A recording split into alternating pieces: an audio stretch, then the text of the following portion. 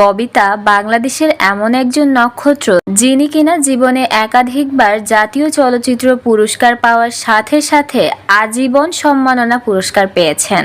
অন্যদিকে শাবনূরও বাংলাদেশের লাখো দর্শকের মন জয়কারী জাতীয় চলচ্চিত্র পুরস্কার প্রাপ্ত অভিনেত্রী।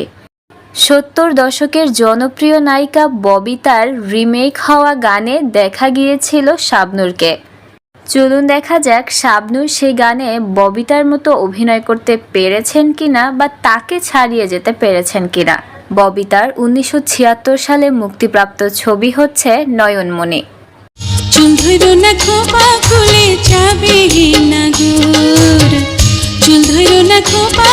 অন্যদিকে এই সাদা কালো ছবিটার রঙিন ভার্সন রিমেক করা হয় ১৯৯৮ সালে রঙিন নয়নমণি শিরোনামে।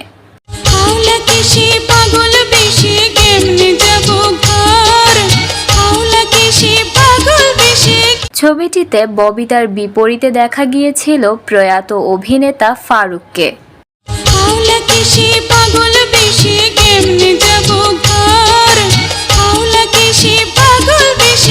অন্যদিকে রঙিন নয়নমণি ছবিটিতে শাবনূরের বিপরীতে দেখা যায় ওমর সানিকে।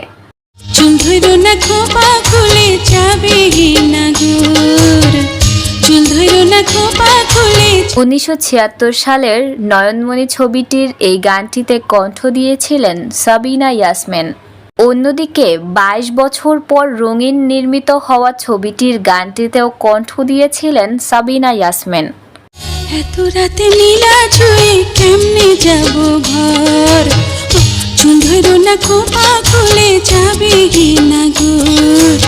এই ছবির আরো একটি তুমুল জনপ্রিয় গান হচ্ছে নানি গো নানি গানটি। নানি গো নানি বলি যে আমি আমারে নিলইয়া যাইবা। রঙিন ভার্সনটিতেও দেখা গিয়েছিল শাবনূরকে অভিনয় করতে। নানি গো নানি ও নানি নানি আমারে নিলইয়া যাইবা ভাইসাবের বাড়ি। সাদা কালো ছবিটিতে ববিতার সাথে যেমন দেখা গিয়েছিল রওশন জামানকে,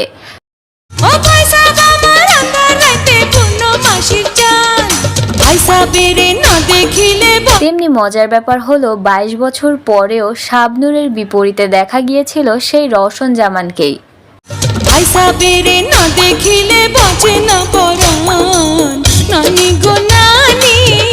অরিজিনাল গানটি যেমন গেয়েছিলেন রুনা লায়লা, তেমনি গানটি যখন রিমেক হয় রঙিন ভার্সনে সেটিও গেয়েছিলেন রুনা লায়লা।